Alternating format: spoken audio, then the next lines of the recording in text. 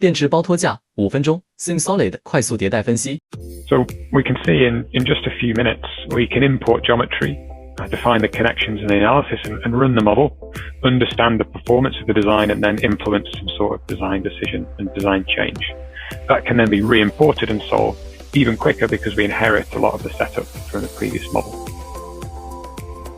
What this means is we can obviously explore lots of different iterations very quickly, so we can really shorten the cycle of design change reanalysis using SimSolid. And you could also explore optimization, so we could use some of our other tools and then take those optimization results into SimSolid without the need to defeature, simplify the model, and get an understanding of the design performance.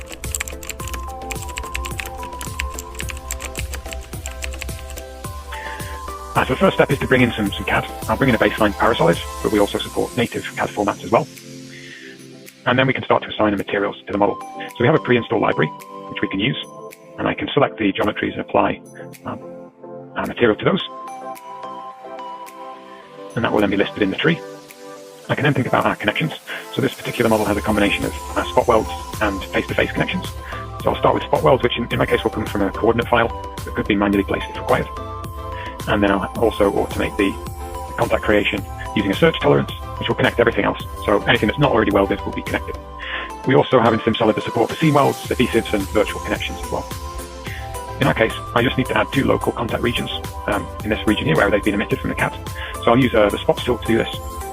So the spots tool lets you create some local shape regions based on the input size and shape, and this will project a local region onto our model. So I can very quickly add like a local connection point on these 2 flanges for us to use later. Right, so our materials, connections, and spots are done. We can then set up our first analysis.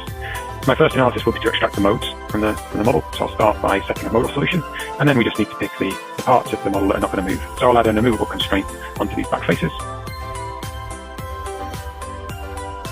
And as I say, these are removable, but SimSolid also supports many different types of constraints. So we can just constrain individual directions and put in things like spring stiffnesses, etc. on the model to achieve the kind of constraints that we need. And we can also repeat that process for our spots as well. So that's our modal study ready to run, and then we can hit the run icon. SimSolid is an adaptive solution, so it will build the first set of equations directly from the geometry using some algorithms, and it will then process the solution and then also adapt the solution multiple times. So it will add degrees of freedom and refine the equations around areas where there's high error that it needs to resolve, and it will loop through that process multiple times. And this is really unique and ensures that we're refining the areas we need to, whilst also maintaining the efficiency of keeping the number of equations down. It will then generate our results, which we can then plot on the screen.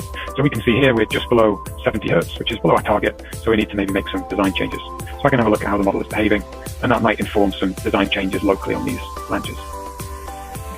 So once the design change has been made in whichever CAD system we're interested in, we can then import that geometry back in.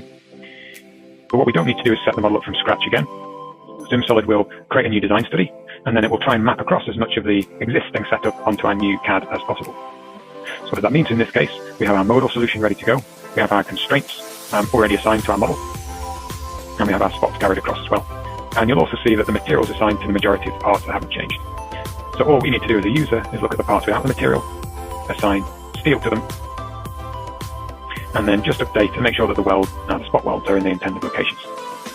In our case, I will just re-import the coordinate locations, visually validate them, and then just replace any existing ones that are there.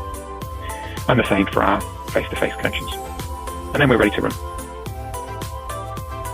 And again, we're going to do a multi-pass adaptive solution, so we'll do 3 passes. Each pass will refine the solution. But remember that this time we've changed the geometry, so the refinement will be suited to this new geometry and the new connections that we've created. So we're never going to end up refining the wrong areas of the model, because we always do an adaptive solution each run. And again, once the solution is solved, we can then compare the results between the 2 different designs.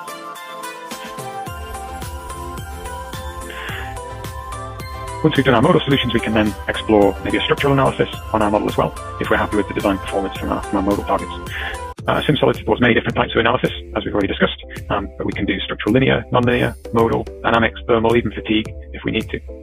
In our case, we'll just check our modes, and we're happy that the first natural frequency is now above our target. We can compare the results between the 2 runs. And we can then think to set up a new structural solution.